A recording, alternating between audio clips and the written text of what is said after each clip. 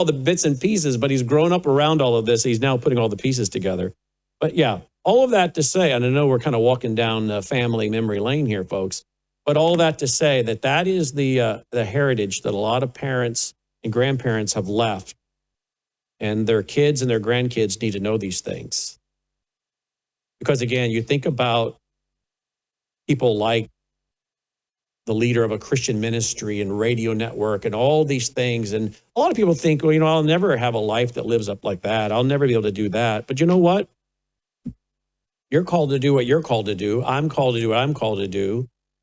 We're not all called to the same thing, but we're all called to make disciples. We're all called to have influence in our circle. And so when my wife's grandmother, Logan's great-grandmother, walked across the street and asked that lady, can I take your son to church with my son? She had no idea that young boy would meet the Lord and grow up to plant radio stations around the world and then to become the president of a network of Christian broadcasters to keep the airwaves open.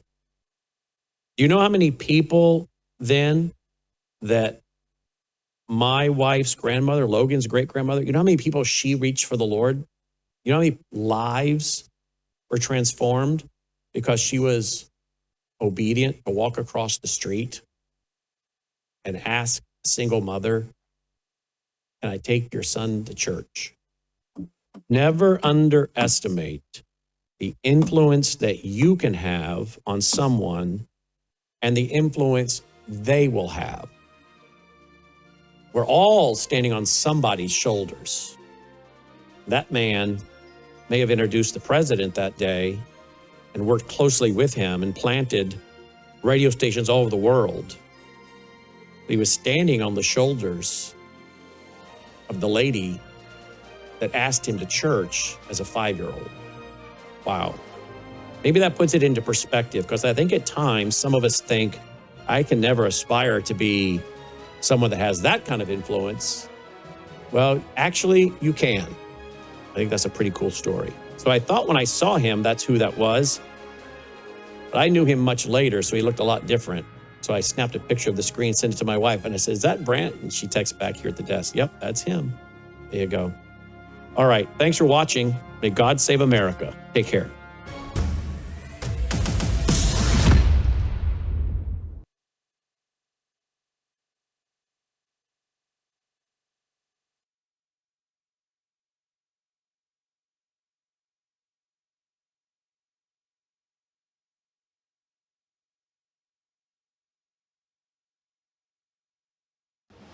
Colonel Rob Maness has a lifelong record of providing dedicated service to this nation. Having worked his way up from the enlisted ranks to full colonel, he served our country for more than 32 years. He has served as a bomber squadron commander, bomb disposal technician, Joint Chiefs of Staff operations officer, assisted the national security team with the campaign plan for the global war on terrorism. He authored the first theater nuclear war plan, and served as the Vice Commander of America's largest airborne intelligence wing. Colonel Rob Maness is a true American hero.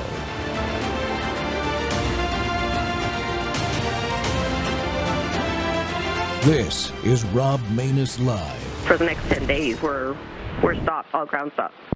Okay, ground stop to 0630 for how long? 10 days.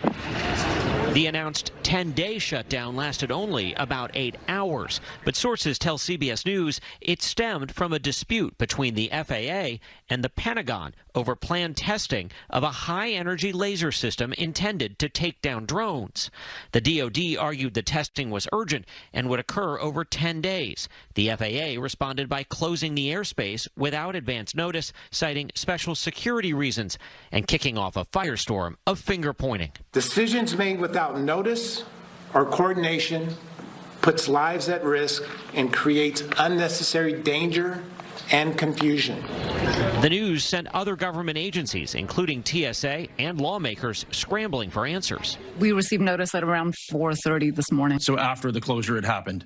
I believe that's the case. Yes. So that's a problem. If there's a major closure, TSA should know that there's closure happening. So should other agencies within the government.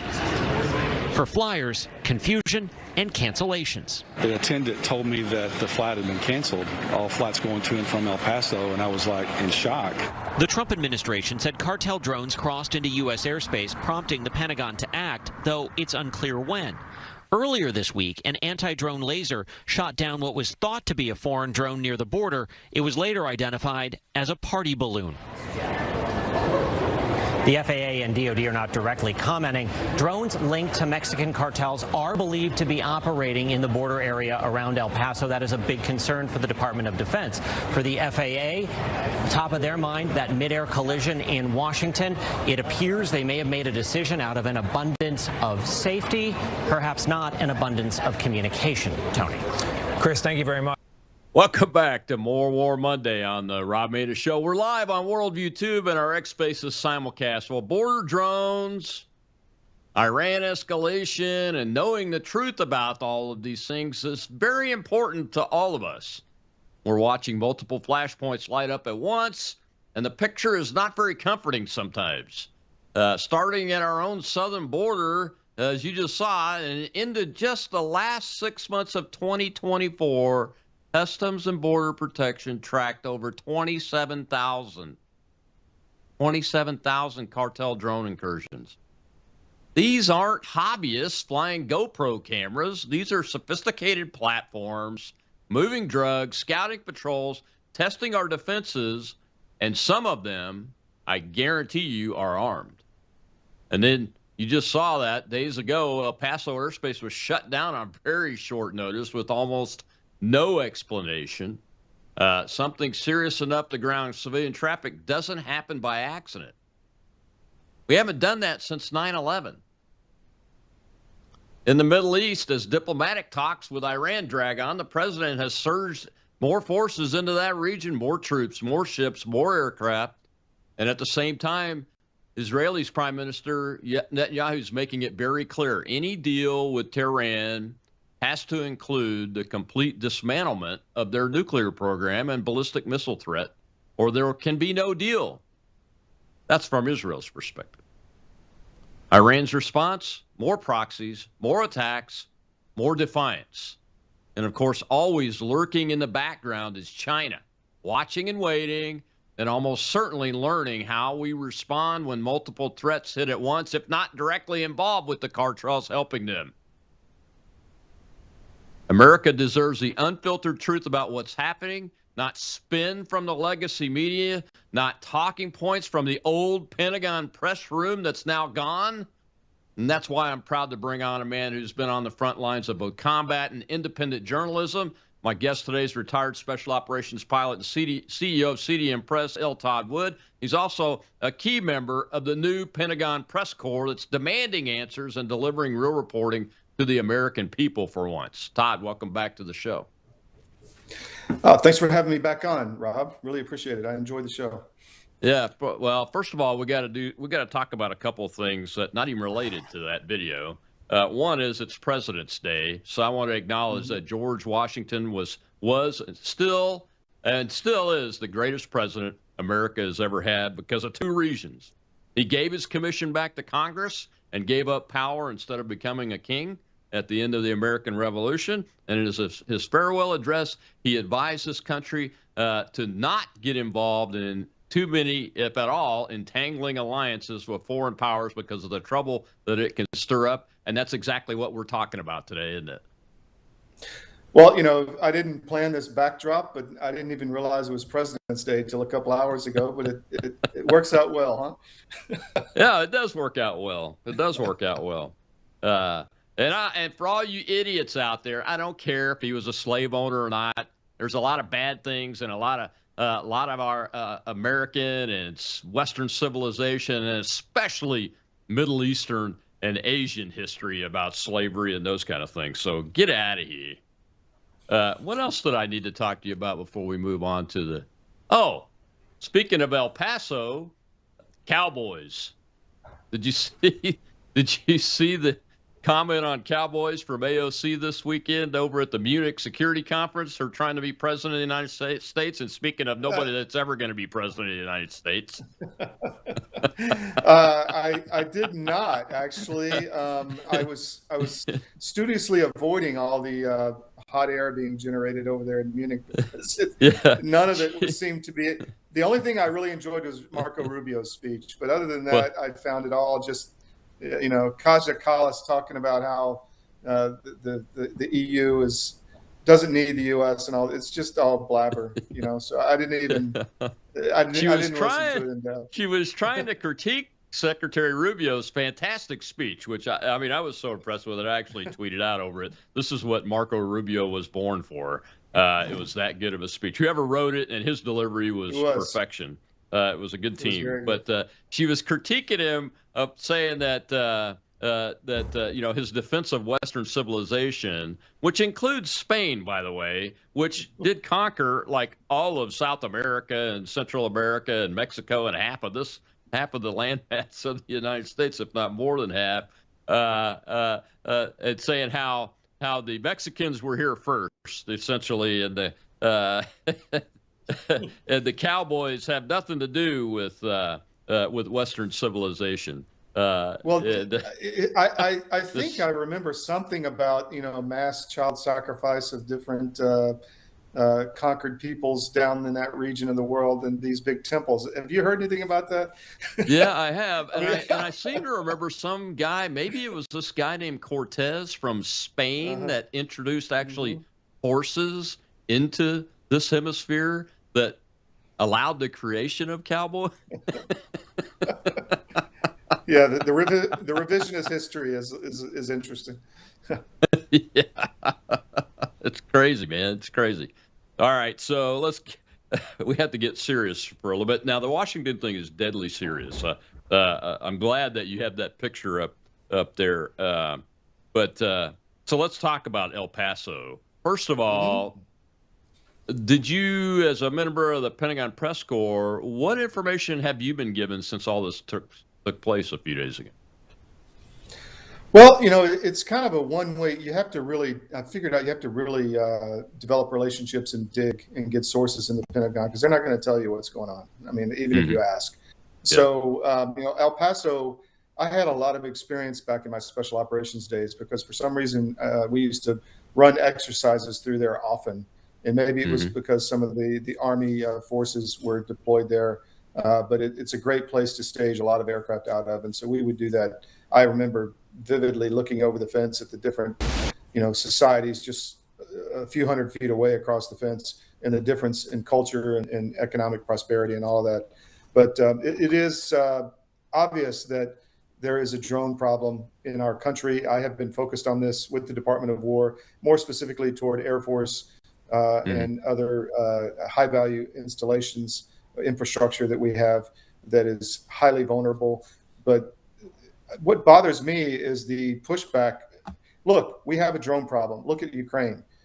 We are very vulnerable. And if the Department of War wants to do something, you should let them do it and get out of the way. And that's my feeling.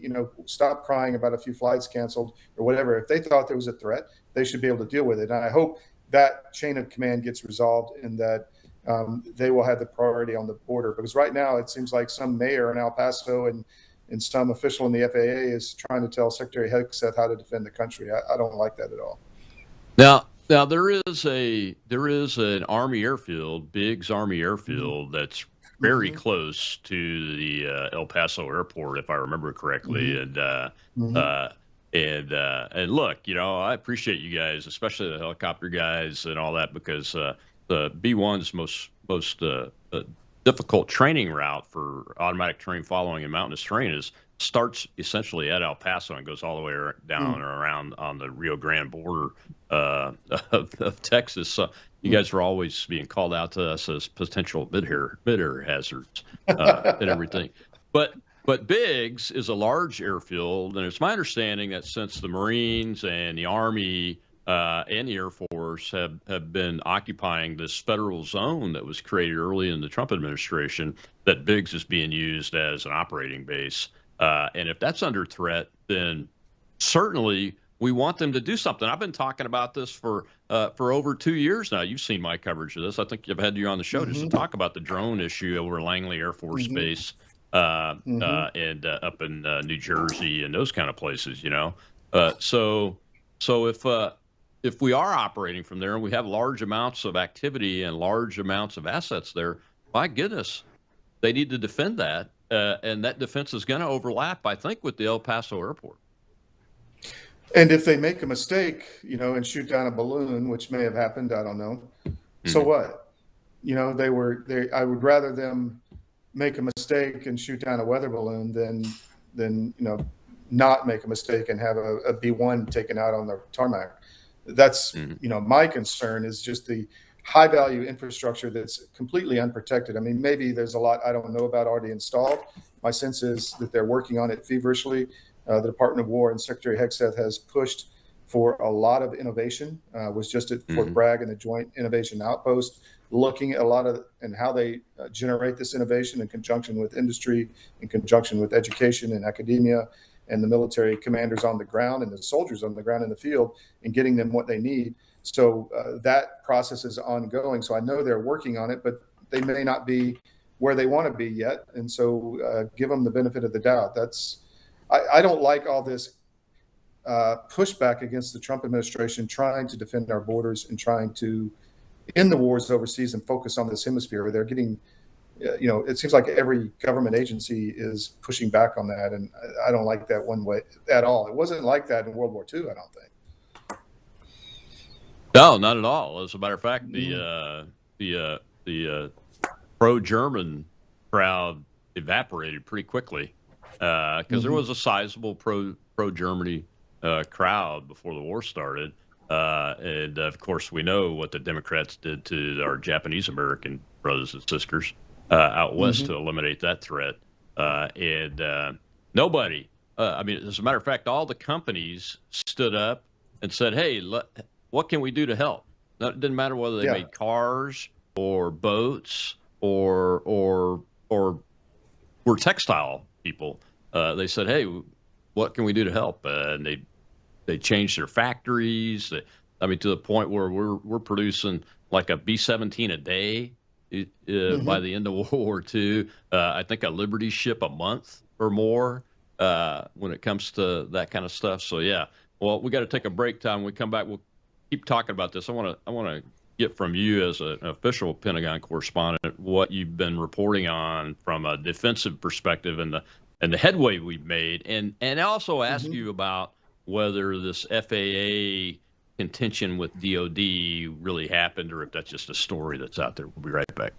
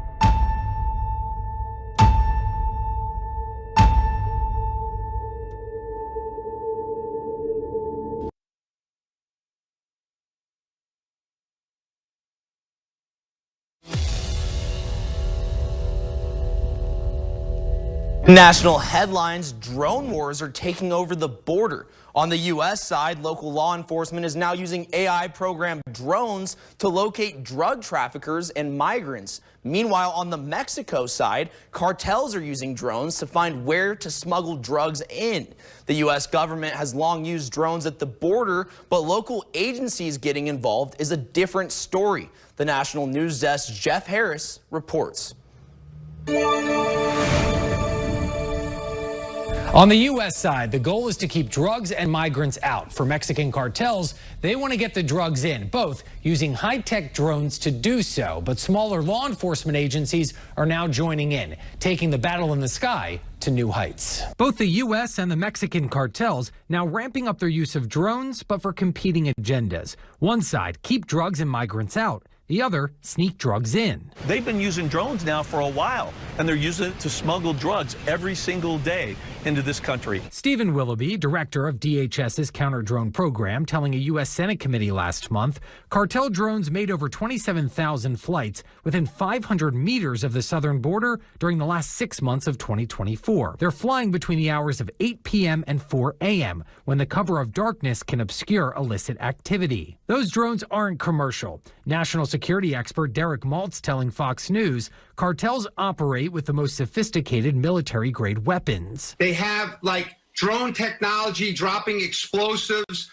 They could do that tomorrow on our border patrol. In response, several smaller law enforcement agencies are now stepping into the arms race. Arizona's Cochise County, which shares 84 miles of its border with Mexico, launching AI-enhanced quadcopters, which have thermal imaging to help locate potential cartel traffic. The drone maker CEO telling Axios, some drones can monitor anything from ground-penetrating radar to air quality and can measure a person's heart rate. New Mexico and Texas also launching drones, some of which can fly for hours, collect data using AI, and direct deputies to scenes using GPS.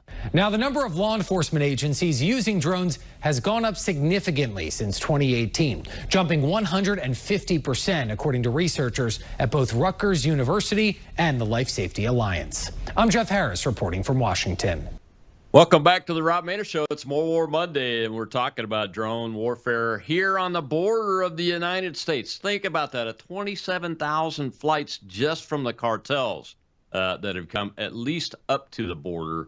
My guest today is CEO of CDM Press and Pentagon press correspondent L. Todd Wood, and he's a former helicopter pilot in special operations himself, so he understands this low-altitude airspace challenge that this is. But first, Todd, there was some reporting that the FAA pulled the trigger on this 10-day flight restriction around El Paso's airport because they were mad at the DOW. Is there any truth to that? I don't know the truth behind it, but because they haven't told us. But I would guess that there's some, in my sense is there's some pushback among the more woke agencies, which the FAA is, I think, definitely part of that, at least in the leadership, the lower bureaucratic managers. But, it's a big deal when you got all these aircraft, and drones have just totally changed the whole complexity, made it much more complex. I'll give you one story. I was at El Paso, I remember, and it was a dark night, and we were doing an exercise, and we had probably 50 aircraft on the ramp. Rotors turning, large C-5s and C-141s coming in, bringing in, troops and moving people from aircraft to aircraft. And it was all on radio silence, on goggles, completely blacked out. And finally, one guy, helicopter pilot, couldn't take it anymore and came on the radio, full voice and said, C-5, stop. I remember that very clearly, don't go any further. So it is dangerous, and when you throw the mix of drones in there, it gets even more dangerous.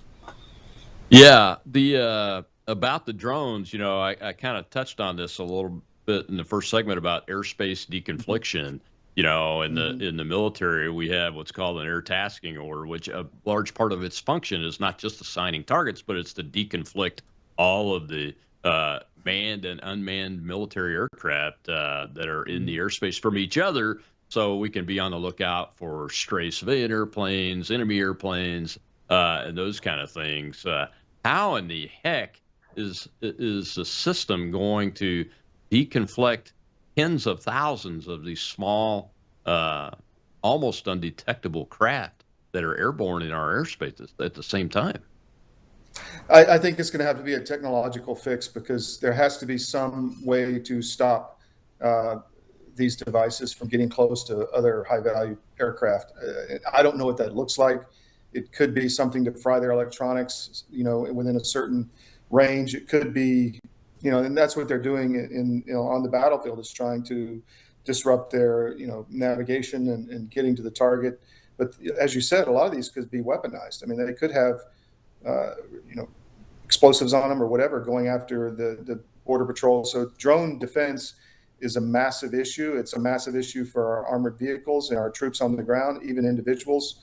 I think this is going to have to, there will be some, in my opinion, some kind of breakthrough that will be the golden BB, if you will, to take these out. But right now it's a mess. I don't think you can deconflict. And that's why I say give the DOW the rein. If they feel that there's a problem and they need to shut down airspace, this could happen often, actually. And we don't need the whining from the mayor of El Paso and Democrats trying to get political points. I think they need to support the president and the administration in protecting our border. At least that's what patriotic Americans do. And unfortunately, a lot of them are not so patriotic.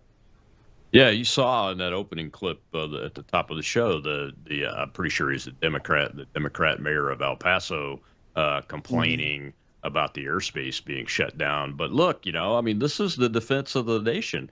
We're not talking about a couple of kids out here running their DJI drone through the airport's airspace. That's not what we're talking about here. We're talking about tens of thousands, military grade. The cartels have all the resources they need to purchase the same or better equipment even than the United States Armed Forces does.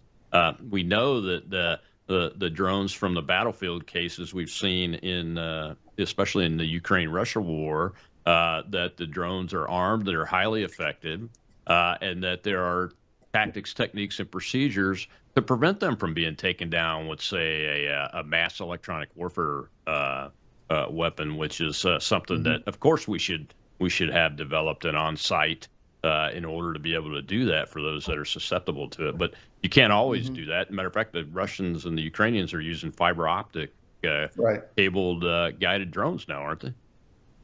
They sure are, and we ran videos on armedforces.press about that. It looks like a spider web in some of these battlefields, just tangled up everywhere. The fiber optics, and you mentioned something earlier that the pro-German crowd was taken care of, or intimidated during World War II.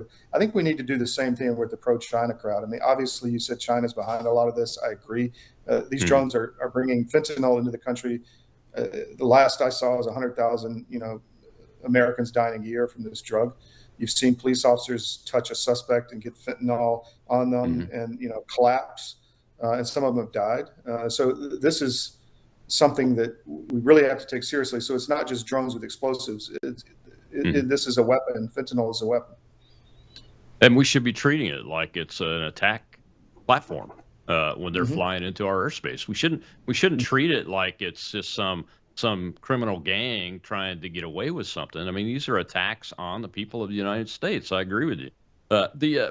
Are you hearing anything officially from the Pentagon, folks? I mean, as you and I both said, we've been talking about this, defending our forces, especially our air bases and those kind of things, against drone attacks for several years now, because we didn't see any action taken against any of those incidents, like the one against Langley Air Force Base for 17 nights in a row, the incidents up in New Jersey. There's been some things come out about it, but nothing about defensive technology that has been developed and is being implemented at this point. I know there's a story about a laser that they took down a party balloon, which have metallic coatings on them, folks, and can be seen by radars and those kind of things for detection purposes. Not surprised that we might have shot one down with a laser. But what are we hearing officially from the new types of technology we're implementing to defend our airfields and stuff? Well, I pressed the Air Force pretty hard on this. I spoke at length with the Air Force Chief of Operations, the Chief of Staff of Operations, a female civilian, and the Air Force actually issued a statement because we had put some pressure on, our assets sitting on the ramp undefended. And you've got in Ukraine, I said, at least put up some netting. I mean, at least you can defend a B-1 or a B-2 against an FPV drone with a netting. It can't get close. I mean, that's what they're doing in Russia. You drive down, or in Ukraine, you drive down some of the main highways, and there's netting over the highway. It's like driving through a tunnel. But Mhm. they issued a statement in response to some of our inquiries and said the Department of the Air Force takes unauthorized aerial system overflights of our installations assets very seriously. Drone incursions an urgent and evolving threat. Northcom and other government agencies and the Air Force are actively working to implement a layered counter UAS capability to detect, identify, track, and defeat UAS threats. This includes participating in exercises, deploying new technologies, training personnel, close coordination with other partners. And it talks about Title 10 authority and that the commanders of the base have to take action. And I think Hegseth just recently expanded that authority and kind of decentralized it down to the command level on the base. The base commander can do what he needs to deal, because there's been a lot of, for instance, in Whitman Air Force Base, where there was a Chinese trailer park, on the border of the base, owned by a Chinese NGO, and that has been dealt with. But the base commander had his hands tied at some point on some of these issues. So I think Hegseth has pushed that down, gave them authority, but also started the innovation, as we talked about. There was a pot of a few $100 million and 25 vendors that they're kind of incubating to develop technologies to defend against this threat.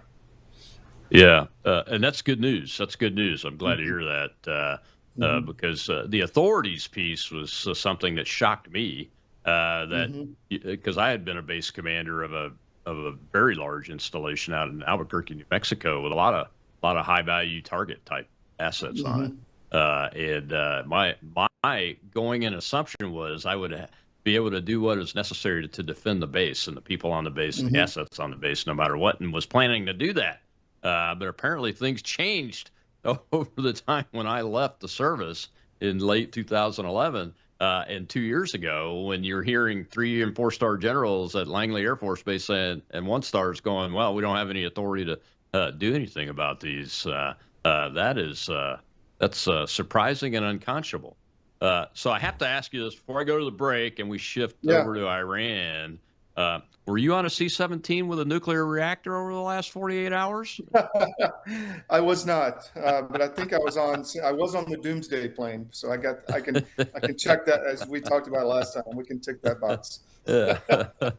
I think it's great that Valor Atomics is working with the Department of War. They've now moved. They used the C-17 to move their initial test reactor, I think. I heard it was 5 megawatts out to Utah for its testing and those kind of things. But I have to just be questioning. I've been dealing with radioactivity since I was 17 years old professionally, and that's an interesting choice to ride on the airplane with it. But it made for some great copy. And it's some great news that the president's plan and his orders are being acted on to put nuclear power at the top of the priority list. That's a big story. I sat down with the Undersecretary of War for Research and Development, the guy that was, I'm spacing on his name, but he was at Uber for a long time, a tech guy. And we talked about this in depth. And, my question is, I love having micronuclear power on platforms, assets, tanks, but those things can be blown up. So what happens then? How do you secure that in some kind of, combat situation? That I do have that concern. Yeah, the same kind of concern I have, but I'm a huge advocate of putting micro and small modular reactors, especially on national security installations. We had a plan and a proposal to do that. Actually got some study funding approved before I left the Air Force out at Kirtland Air Force Base in New Mexico to do a study on it. It's the right thing to do, because even that power, if you put a large enough small modular reactor on a base, you can sell that power back to the grid and beef up the commercial grid in that state or surrounding area during peacetime, when you don't need to, close the doors, so to speak, and put your defenses up. So we got to take another break. When we come back, we'll move into the Iran discussion with L. Todd Wood.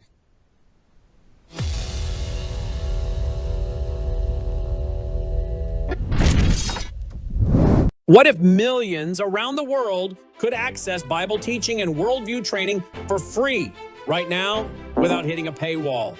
That's exactly what happens every day at worldviewtube.com because of the Worldview Weekend Foundation. We don't lock our live stream behind PayPal. We don't restrict our content to members only. Instead, the Worldview Weekend Foundation helps cover the cost of delivering free educational and ministry programming to people across the nation and around the world. And it's not just programming. My Sunday night church service, where I taught verse by verse through Revelation for 18 months, and now I am teaching through the book of Daniel, is made possible through the support of our church, Worldview Weekend Foundation. If you believe this kind of truth-centered biblical teaching must continue, donate today. Go now to worldviewfoundation.com. You'll also find our mailing address and phone number there if you'd rather give by phone or mail. That's worldviewfoundation.com. Thank you.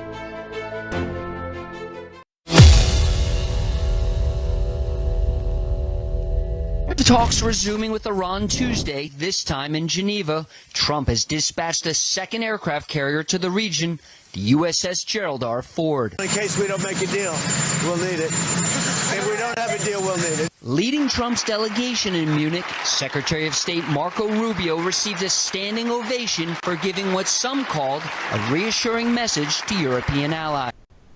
Welcome back to the Rob Maness Show. It's More War Monday. And I was going to show some of the Marco Rubio speech, but there's been so much of it out there. I would rather show the video of the aircraft carrier and its battle group. But my guest today is L. Todd Woods, CDM Press CEO, former Special Operations helicopter pilot, current member of the Pentagon Press Pool. And Todd, it's a big deployment.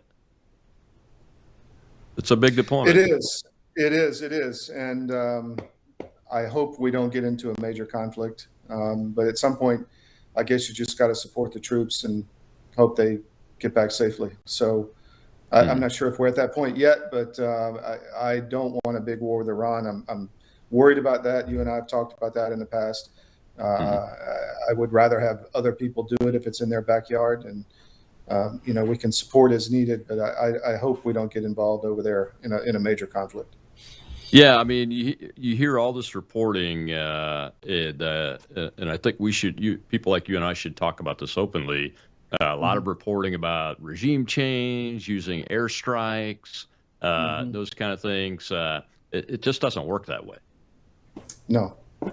Yeah. No, there will be blowback. There will be consequences. There will be black swans. There will be unexpected. I guess consequences of a major military conflict. I have no doubt that we would be successful if it's well planned, which I'm sure it will be. But it's going to be expensive in lives and money, and I'm not sure it's in our best interest at this point. That's just me. Yeah, I mean, the president and the team have shown that. I mean, they've shown that they can get these kind of things done in the way they want to get them done to meet their objectives. Because they've had very specific, precise objectives. The planning's been very good. Support in the Iran case, support from Israel's human intelligence network, obviously, and all the work that they did leading up to the strikes on the nuclear facilities with their air power and cyber power and those kind of things, prepared that battle space for our success in that operation the way it went down, which was a miracle, by the way. To get that many B-2s over a target and that many aircraft airborne around the world with no maintenance failures, nobody was even shot at, from what I could tell. At least not anywhere close to being accurate enough to say they were shot at. Anyway, so there's a lot that goes into that. I have not really been seeing reporting on ground forces that have been moved into this area. But I would think that some type of ground activity is going to have to occur if you're going to do a series of airstrikes that leads to some sort of regime change, maybe the top of the head of the snake type thing, like they did with Maduro and his boy. Well, I think the whole I've been reporting heavily on the persecution of the Christians in Armenia, but I think the Pashinyan government is globalist and really trying to harm the Christian church like they're doing in Ukraine. But there's a bigger play there in Azerbaijan. We've been friendly to them to help them get this Trump route for international peace and prosperity, which is a route connecting Turkey and Azerbaijan in the southern Armenia. And So I think that's Iran's border, right? So maybe you get basing out of Azerbaijan, maybe you get some type of other. There has to be some kind of deal being made right now. And my concern is the Christians always get thrown under the bus when there's a deal. But I want to focus on that issue. But I do think that there's something going on from the north which will destabilize Iran out of Azerbaijan. I think that happened last time, and I think this is trying to get some kind of basing rights or something out of there, or use of technology, or whatever it is. Yeah, were you?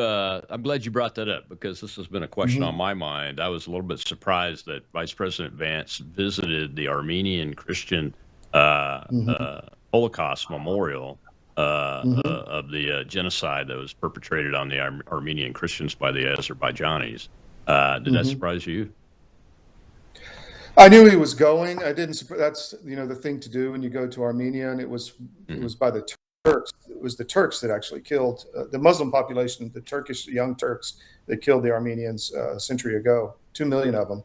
But I went to that memorial. I've been there. It's solemn, and you go to the museum. It's even worse.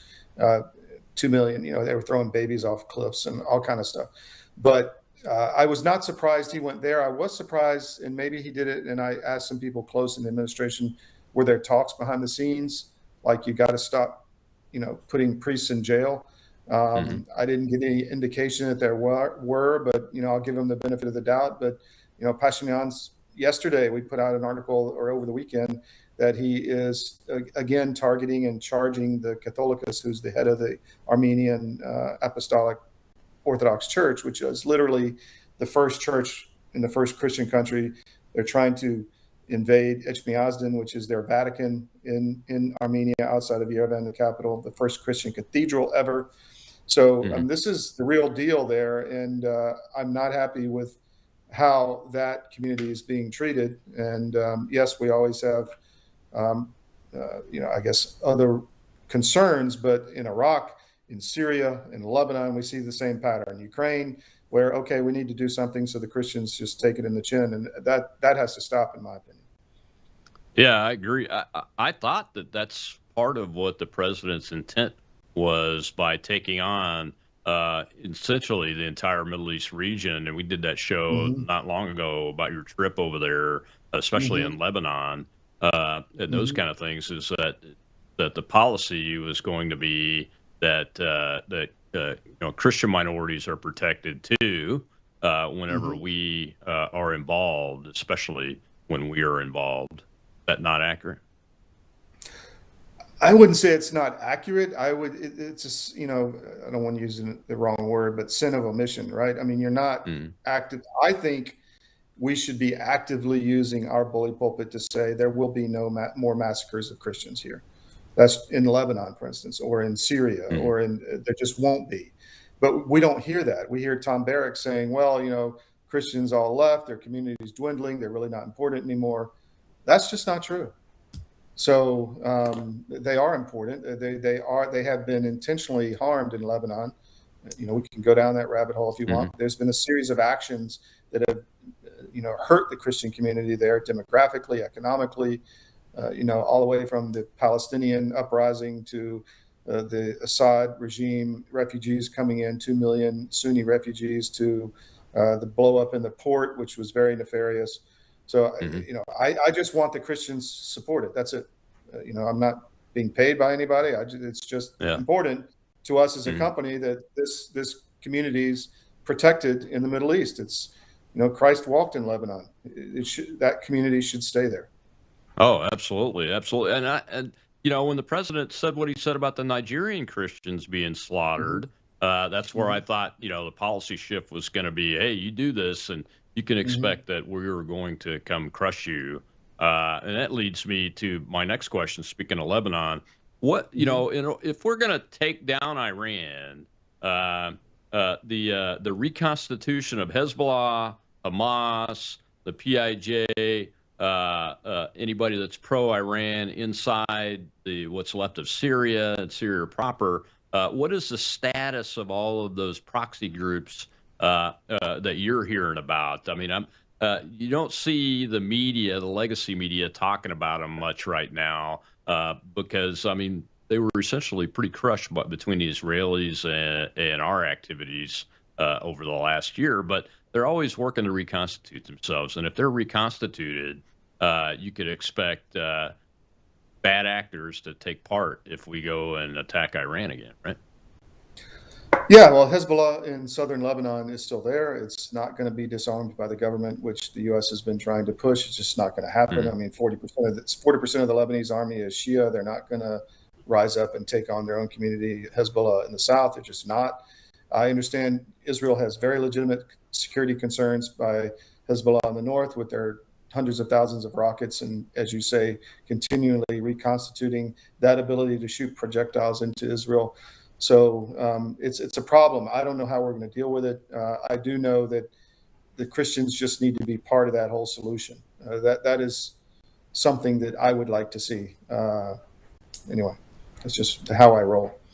Yeah, well, that's I think all of us would like to see that. You know, I mean, all the way from the northern part of Iraq, where the Kurds are, and into Syria, where the Kurds are. Christians in all of that area have been slaughtered several times over the years. Lebanon, as you talked about, the Armenians.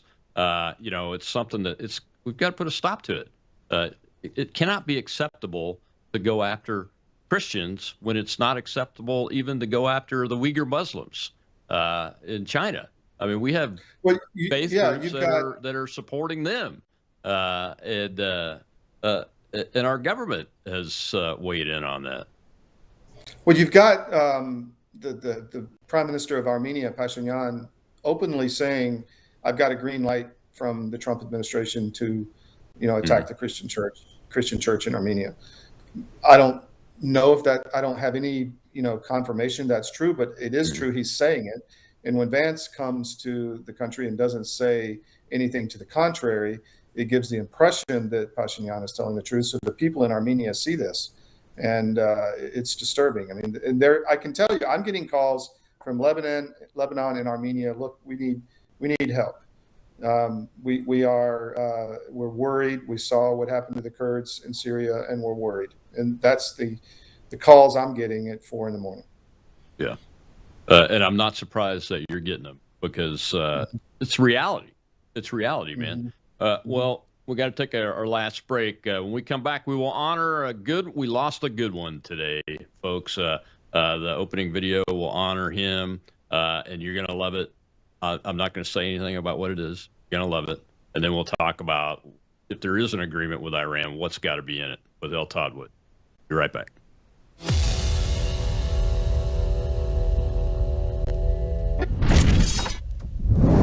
News is moving faster than ever, and so are we.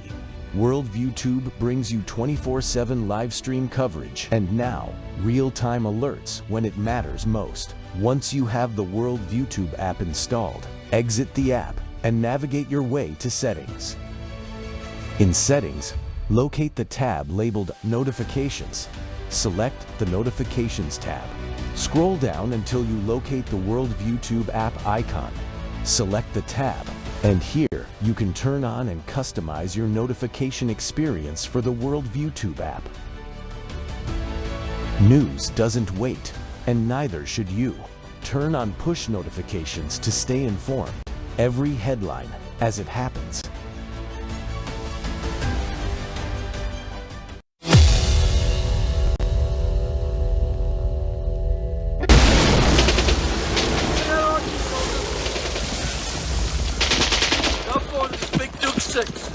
God damn it!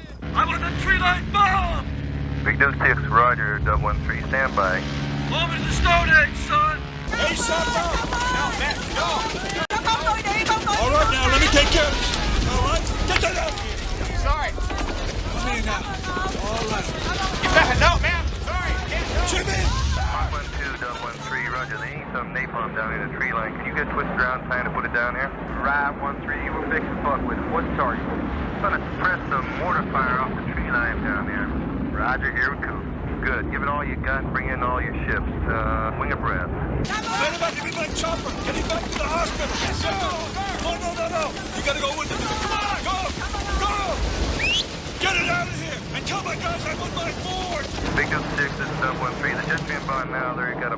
seconds to on station. Get your people back and head down. This is going to be a big one.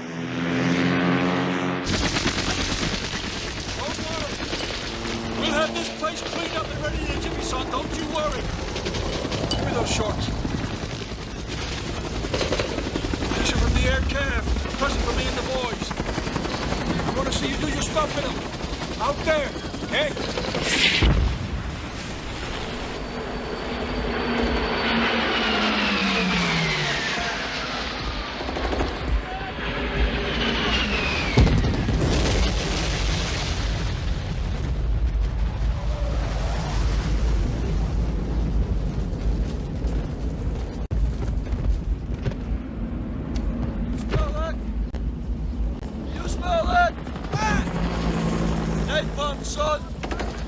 Nothing else in the world smells like that.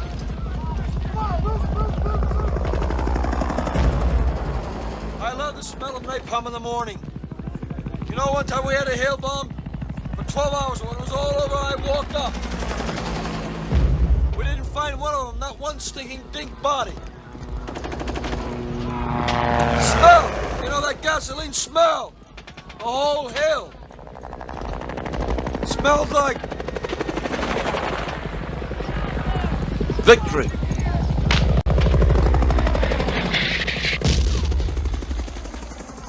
Someday this war's gonna end.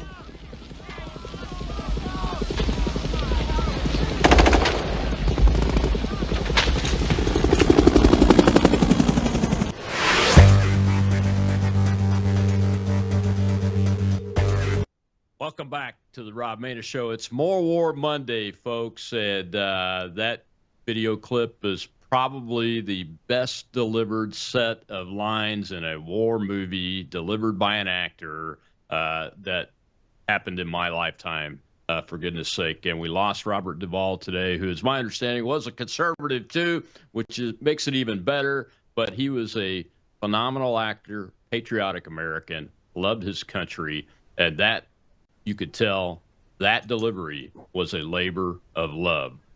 So we honor him and respect him and honor that loss. It's a loss to our country. But you know what? It's a gain for heaven because I'm sure that Big Duke 6 is up there on the radio right now. My guest today is L. Todd Wood of CDM Press, Pentagon correspondent now and former helicopter pilot. I figured you'd enjoy that clip, Todd. I did. I feel the need to like break out in a Jody call, you know, see that family in the ditch, F5E don't give it, you know. You know, a lot of people miss the part of that scene. I was just going to show the part where he says the smell of napalm is in the morning is victory, you know. But when I reviewed the clip, I said, no, a lot of people miss this part. And that's the part where he takes the baby and holds the baby and then gets the baby and the mama on a helicopter and tells his guys to get them the hell out of here. Because that's a human part of the American soldier that is real. That is very real because it happens in every conflict and happens all around the world, even in peacetime, where our soldiers are taking care of little ones and the innocent. Well, it happened in the gate in Afghanistan. Mothers were handing their babies up to the soldiers on the fence to get them on the planes if possible. So, yeah, and it got them killed. That's also a lesson. That clip is a lesson to our enemies that we have killers still that are commanding our forces. I don't care what the wokies have done to it. They're still there, obviously, and the President and Secretary of War, Hegseth, have proven it with the skill that our folks have shown over these last 3 operations that we've seen. And let's talk about the Iranians here. They should pay attention. They really should pay attention. But Prime Minister Netanyahu, I replaced a clip of him delivering a speech about what the deal needed to show. Has been very clear what Israel thinks it needs for a deal. One of them is ballistic missile limitation down to 300 kilometers. Well, gosh, the Iranians already have proven intermediate range ballistic missiles that can reach southeastern Europe, well into southeastern Europe. How is that going to be doable? That's a huge threat. I think that's the main issue here. It's not been well publicized, but Israel took took some hits in the 12-day war.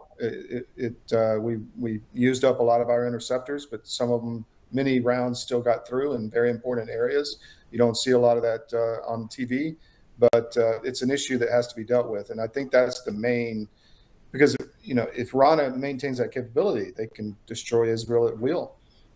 So just put some kind of warhead on on the Golden BB and get it through. So that's a thing, and it needs to be dealt with. And I think that's the main issue here. The nuclear stuff, it's always days away, but I don't think it's days away at this point. I think that can probably be dealt with inspections or whatever. But it's really the ballistic missile threat that is the real issue, in my opinion.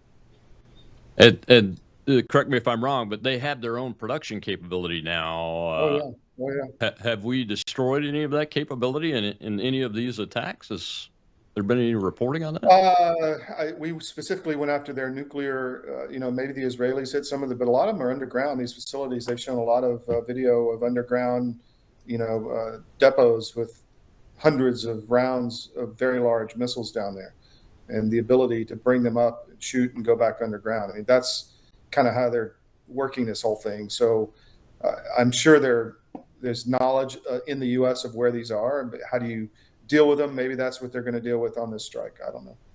Yeah. There were two other things out of the five that stood out to me with the Prime Minister's speech. One of them was a guarantee that the proxies around the Middle East and around the world will be dismantled. A guarantee by the Iranians. I don't see that happening. I mean, Hamas, maybe they're going to make some progress to where it's, but as Netanyahu said, there's 60,000, shooters with the rifle. How do you deal with that?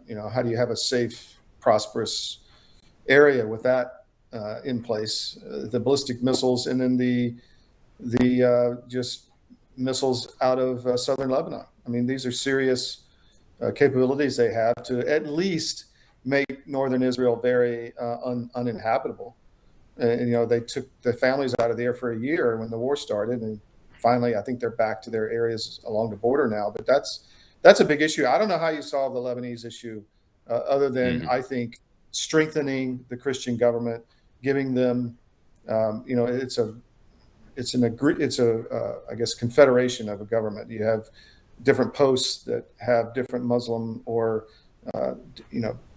types of ethnic people in different positions, but the Christian is the leader. I think you need to strengthen. That was destroyed in the 1970s after the war that they lost. So I think you need to strengthen that government and strengthen the power of that government, and then give them some power to deal with some of the stuff. Look, I mean, they want to live in peace in Lebanon. You just got to deal with this war in the south. That's what you have to get to, and I think a strong government would help get there. A Christian government. Yeah. And the third thing, it kind of gets to this discussion about the proxies too, but is a verifiable agreement that has no notice inspections associated with it. I mean, we did that with the Russians. It wasn't no notice. There were specific notification requirements and those kind of things, but it fulfilled its purpose.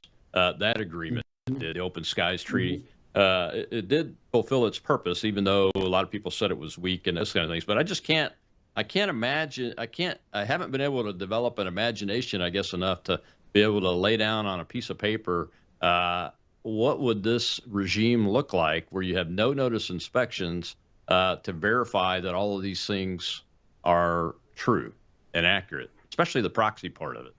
I don't get it. Yeah, I don't know how you do that. I just don't. I mean, we're still trying to get some kind of resolution in Gaza, and that hasn't ended yet. So I don't see those people laying down their arms. I just don't. I don't know. I'm at a loss on how to solve this. Maybe Trump has can thread the needle. Yeah, I don't know. I just don't know. I mean, the nuke stuff, like you said, you can do that one. We have a lot of experience in that. We know what it looks like. Other countries have experience in that been successful at it. You could apply that, I guess, that regime to the ballistic missile force. Maybe. Maybe if they will agree to only have 300-kilometer missiles max, which it's easier to hide longer-range missiles, probably, but it's doable. It's just that the whole proxy thing, I just don't, I can't figure that one out. I don't know where that will go. So is there any incentive for the Iranian mullah, the Ayatollah, to take any agreement? I know what he has the foreign minister people say, all that stuff, all the time. But have we put any incentive on the table that would encourage this guy to make the right decision and come to a real, no kidding agreement and stop this war that's been going on against us for 50 years? I think the incentive has been, if you don't stop it, maybe you'll get to meet the creator. So I think that's the incentive they're giving them at this point.